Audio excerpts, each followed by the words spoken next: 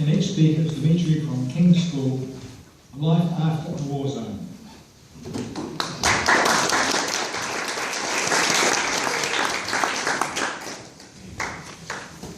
Last July, I went to Sri Lanka on a cricket tour. I met a very courageous and determined young cricketer. I felt like I had to talk to him and asked him about his family. When I asked this question, he became very emotional and then started to speak slowly. He explained how his father was killed in one of the most brutal terrorist attacks by the LTTE, Liberation Tigers of Tamil Nadu. He then told me about his mother, who had got caught in a suicide bomb attack in a public bus. But this time, he was at least lucky to see his mother's dead body. He then told me about his other brother, who joined the army to save the country, but unfortunately came back with one leg amputated after he stepped on a mine. My dear friends, I'm not talking about a horror movie or a scary book. This was real life and was a real war against the world's most ruthless terrorist organization that had their own Air Force, Navy, and Army.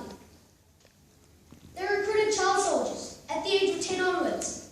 There were civilians who were in the dark, without electricity, proper houses, or education, and had to rely on the food given to them by the terrorists. There was no freedom of speech, no enjoyment. All the life was about surviving, as death could come from any direction.